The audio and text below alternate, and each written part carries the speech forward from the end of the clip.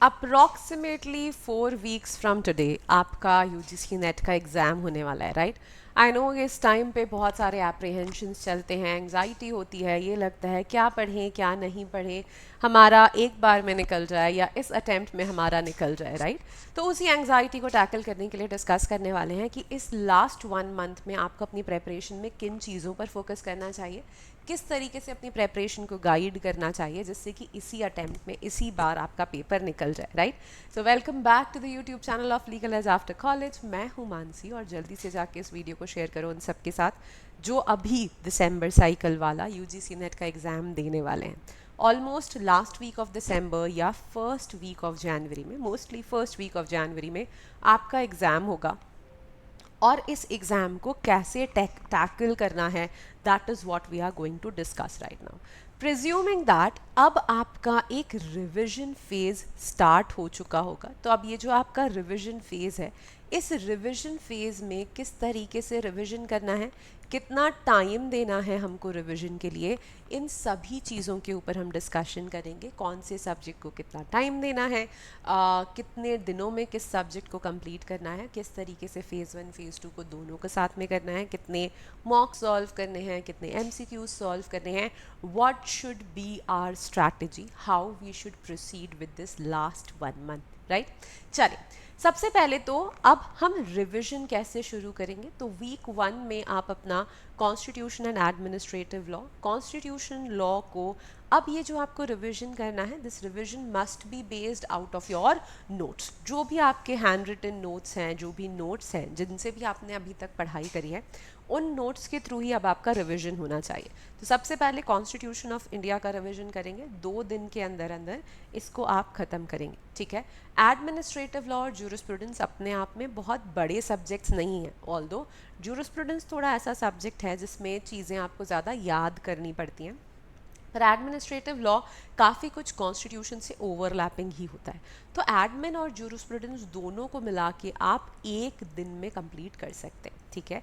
पहले कॉन्स्टिट्यूशन करिएगा, कॉन्स्टिट्यूशन के तुरंत बाद comparative public law and systems of governance करिएगा, दिस विल टेक 1 डे। तो 3 दिन में कॉन्स्टिट्यूशन और comparative public law and systems of governance हो जाएगा। Comparative public law and systems of governance में बहुत ओवरलैप है विद कॉन्स्टिट्यूशन, तो इसलिए आराम से ये आप साथ में कंप्लीट कर सकते हैं। और जूरिस्प्रूडेंस और एडमिनिस्ट्रेटिव लॉ अपने आप में बहुत बड़े सब्जेक्ट्स नहीं हैं, तो इनको आप एक दिन में कंप्लीट कर सकते हैं, ठीक? फिर आया टीचिंग एप्टीट्यूड और कम्युनिकेशन। टीचिंग एप्टीट्यूड थोड़ा सा बड़ा है, इसको 2 दिन का टाइम लगेगा आराम से। कम्युनिकेशन छोटी सी यूनिट है, इजी टू अंडरस्टैंड है, बहुत कॉम्प्लिकेटेड नहीं है, डेली कोर्स में हम और आप कम्युनिकेशन करते ही हैं, तो इसको आप एक दिन का टाइम दे सकते हैं। इस तरीके से एक हफ्ते में आपको ये 5 चीज़ें, 5 यूनिट्स कंप्लीट करनी है, ठीक है? अब हम आते हैं सेकेंड वीक पे। सेकेंड वीक में हमें क्या करना है? सेकेंड वीक में हमें public international law and international humanitarian law करना है, कॉमर्शियल लॉ करना है, रिसर्च मेथोडोलॉजी और आईसीटी को टैकल करना है, ठीक है? Public international law and international humanitarian law again कोई बहुत बड़ा सब्जेक्ट नहीं है ये, मतलब it's not a very lengthy subject, बस आपकी अंडरस्टैंडिंग अगर अच्छी है और अगर आपके पास प्रॉपर नोट्स हैं तो आप इसको भी बहुत इजीली कर सकते हैं। तो public international law and international humanitarian law को आप 2 दिन का समय दे सकते हैं। कमर्शियल लॉ यहाँ थोड़ी सी बड़ी यूनिट है आपकी, ठीक है? अब कमर्शियल लॉ में आपके कमर्शियल लॉ में कंपनीज एक्ट भी है, कॉन्ट्रैक्ट एक्ट भी है, सोगा भी है, राइट? बहुत सारी चीज़ें यहाँ पर कमर्शियल लॉ में आती हैं। तो कमर्शियल लॉ को आप 3 दिन का टाइम दीजिए, ठीक है? रिसर्च मेथोडोलॉजी भी एक बड़ी यूनिट है, रिसर्च मेथोडोलॉजी को भी 2 दिन का टाइम लगेगा। पर आईसीटी एक ऐसी यूनिट है, थोड़ी सी लेंदी ज़रूर है, पर एक दिन में कंप्लीट की जा सकती है, ठीक? अब यहाँ पर एक चीज़ और, आप एक अप्रोच आप और अडॉप्ट कर सकते हैं अपने रिवीजन के लिए। जब हम एक दिन कंटिन्यूसली एक ही सब्जेक्ट को पढ़ते हैं तो एक पॉइंट पर आके थोड़ा बोर्डम आ जाता है, हम थोड़े से लेज़ी हो जाते हैं, हमारी स्पीड थोड़ी रिड्यूस हो जाती है, राइट? तो इसलिए आपको क्या करना चाहिए, that spare 4 to 5 hours for paper 2 और 3 से 4 घंटे आप पेपर 1 के लिए रखिए। तो जैसे यहाँ कॉन्स्टी एंड एडमिनिस्ट्रेटिव लॉ पढ़ रहे हैं तो आपने शुरू में 4-5 घंटे इसको पढ़ लिया सुबह, और शाम को थोड़ा टीचिंग एप्टीट्यूड पढ़ लिया, ठीक है। Similarly public international law and IHL आप पढ़ रहे हैं, पब्लिक इंटरनेशनल लॉ पढ़ा सुबह और शाम को थोड़ी देर रिसर्च मेथोडोलॉजी रीड कर लिया।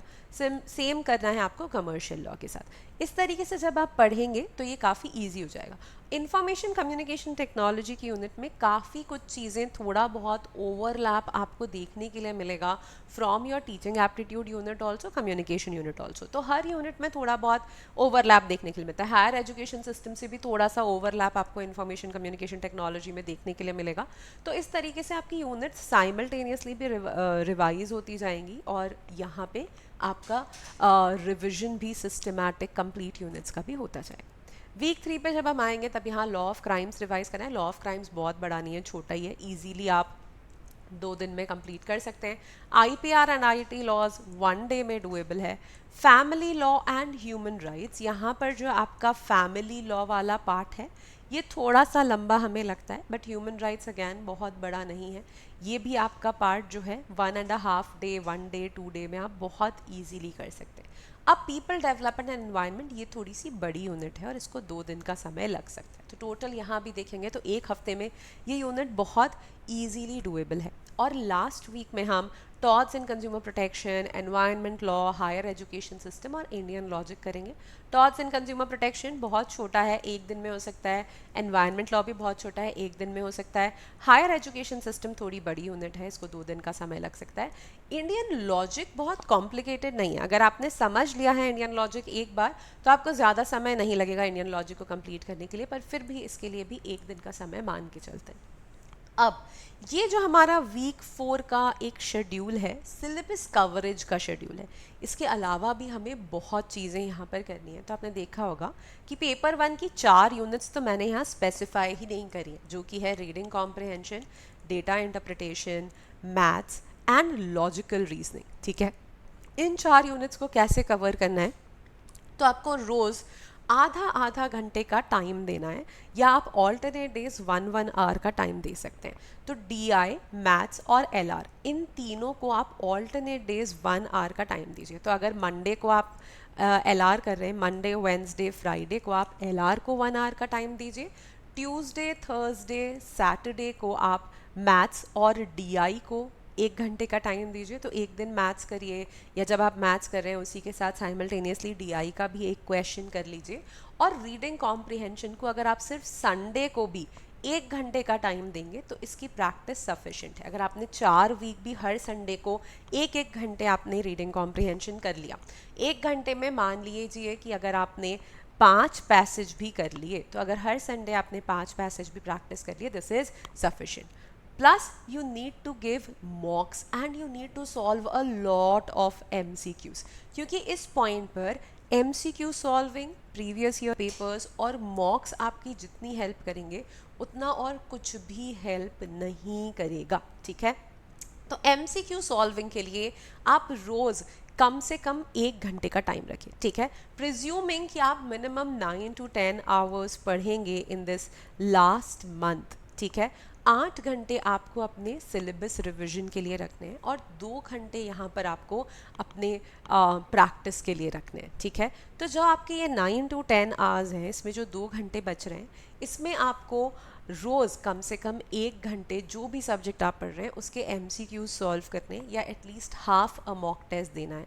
और या तो आप ऑल्टरनेट डेज पे फुल लेंथ मॉक टेस्ट दे सकते हैं, या आप आधा आधा करके मॉक टेस्ट अटेम्प्ट कर सकते हैं। जो भी आपके लिए सूटेबल है वो करिए, बट एटलीस्ट आपको 10 to 15 मॉक टेस्ट ज़रूर देने हैं, ठीक है। 10 से 15 मॉक टेस्ट टोटल आपको देने ही चाहिए for the purpose of UGC net. और रोज़ आप अगर 1 घंटा, जैसे लॉ ऑफ क्राइम्स पढ़ रहे हैं, तो अगर आपने 2 दिन लॉ ऑफ क्राइम्स पढ़ा तो 1-1 घंटा अगर आपने 2 दिन भी 200 to 300 MCQs law of crime के सॉल्व कर लिए, तो यहाँ आपको एक क्लैरिटी मिल जाएगी कि कौन से वीक एरियाज़ हैं, कौन सी ऐसी चीज़ें हैं जहाँ आपको ज़्यादा फोकस करने की ज़रूरत है, कौन सा ऐसा पार्ट है जिसका अभी भी प्रॉपरली रिविजन नहीं हुआ है, राइट। तो हर यूनिट का ये टारगेट रखिए कि 10 यूनिट पेपर 1 की हैं, 10 यूनिट पेपर 2 की हैं।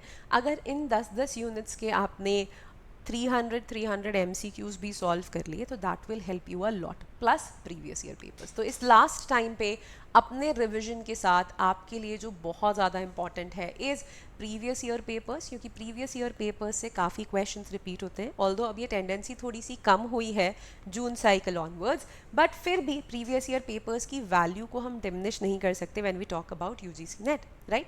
एमसीक्यूज जब आप सॉल्व कर रहे हैं तो असर्शन रीजनिंग वाले क्वेश्चंस भी उसमें इन्वॉल्व होने चाहिए, इंक्लूडेड होने चाहिए, क्रोनोलॉजी बेस्ड क्वेश्चंस भी होने चाहिए और स्टेटमेंट बेस्ड क्वेश्चंस भी होने चाहिए। तो अगर एक पर्टिकुलर दिन में आप 200 एमसीक्यूज भी अगर सॉल्व कर रहे हैं तो इन 200 एमसीक्यूज में से एटलीस्ट 50 एमसीक्यूज आपके ऐसे होने चाहिए जो कि assertion reasoning, chronology, statement based वगैरह पे हो, ठीक। पेपर 1 और पेपर 2 के बीच में एक बैलेंस रखना है, तो ऐसा नहीं करना है कि हम सिर्फ पेपर 1 पढ़ लें या सिर्फ पेपर 2 पढ़ लें, दोनों को ही क्वालिफाई करना है और दोनों के बेसिस पे ही हम कट ऑफ निकाल पाएंगे। सिर्फ पेपर 2 के बेसिस पे भी आप कट ऑफ नहीं निकाल सकते और सिर्फ पेपर 1 के बेसिस पे भी आप नहीं निकाल सकते, ठीक है। टारगेट क्या होना चाहिए? पेपर 1 में 100 में से हमें टारगेट रखना है कि पेपर 1 में 100 में से हमारे 65 के अराउंड मार्क्स है, 65 नहीं 66 के अराउंड मार्क्स आ जाएं, और पेपर 2 में हमारे 200 में से अराउंड 160 अगर मार्क्स आ जाते हैं, ठीक है, 160 भी अगर आप ले आते हैं ना पेपर 2 में, तो यहाँ आपका 126 का टोटल अगर बन जाता है तो बहुत ही सेफ है, ठीक। या फिर अगर आप पेपर 1 में 100 में से 66 की जगह चलिए अगर आप 56 भी लेके आ रहे हैं, पर अगर आप पेपर 2 में अपना स्कोर बढ़ा लें, अगर आप 80 क्वेश्चंस 85 क्वेश्चंस यहाँ पर सही कर लें और 85 क्वेश्चंस सही करके अगर आप यहाँ पे 85 into 2 is how much 160 170 के अराउंड भी अगर आप नंबर ले आते हैं तो भी यहाँ पे आप JRF बहुत इजीली क्वालिफाई कर लेंगे। तो पेपर 1 में हमारा टारगेट है कि 50 में से कम 30 क्वेश्चन सही करने हैं और पेपर 2 में हमारा टारगेट है कि 100 में से कम 80 क्वेश्चंस हमें सही करने हैं। तो इन 80 क्वेश्चंस और इन 30 क्वेश्चंस को टारगेट करने के लिए इट इज़ एब्सोल्युटली असेंशियल कि आप बहुत सारे MCQs प्रैक्टिस करें, बहुत सारे मॉक टेस्ट दें, पेपर 1 को इग्नोर ना करें, क्योंकि पेपर 1 में अगर आपने ध्यान नहीं दिया तो यहाँ 30 मार्क्स नहीं आ पाएंगे, ठीक है। वैसे रीडिंग कॉम्प्रिहेंशन ईजी आता है UGC नेट का और रीडिंग कॉम्प्रिहेंशन बहुत स्कोरिंग होता है, बट जून वाले पेपर में रीडिंग कॉम्प्रिहेंशन भी थोड़ा सा कॉम्प्लिकेटेड आया था, थोड़ा सा टिपिकल आया था। जिनको लैंग्वेज का इशू था उनके लिए बड़ा प्रॉब्लमैटिक हो गया था, राइट। तो थोड़ा हम प्रैक्टिस करेंगे हर चीज़ को। दोनों पेपर्स में आप हाफ डे में अपने half day for paper 1, half day for paper 2, उस तरीके से टाइम को डिवाइड करें। LRDI, RC और मैथ्स के क्वेश्चंस को एक रेगुलर बेसिस पर प्रैक्टिस करिए, एंड आई एम श्योर कि अगर आप इतनी चीज़ें फॉलो करेंगे then you will be able to crack the exam very effectively, very easily and very positively, right? All right guys, so this was from my side. In case you are still looking for UGC NET mock test series या UGC NET के exam से related कोई भी guidance अगर चाहिए तो हमारा crash course अभी लाइव है toprankers.com पे। ऑनलाइन कोर्सेज पर जाके यहाँ UGC NET लॉ पर क्लिक करके आप हमारे क्रैश कोर्स को एक्सप्लोर कर सकते हैं। क्रैश कोर्स के थ्रू आपको बहुत सारे recorded and live videos, practice sessions, ये सब चीज़ें मिल जाएंगी। और अगर अभी भी एक गाइडिंग लाइन ढूंढ रहे हो, ये समझना चाह रहे हो कि किस तरीके से अप्रोच कर सकते हो, then this can help you a lot, right. Then test series पे जाके अगर आप सिर्फ मॉक टेस्ट देख रहे हैं तो आप टेस्ट सीरीज़ पर जाके यहाँ पर हमारे UGC NET लॉ की टेस्ट सीरीज़ को भी देख सकते हैं। और if you are only looking out for mock test, you can explore this also.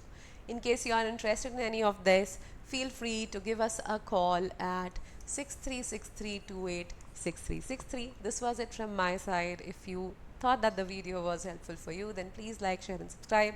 Take care of yourselves. This is our YouTube channel. All the best with your preparation. This is our website. This is the support, and 6363286363 is the calling number in case you are interested in any of our courses. Bye guys. Take care.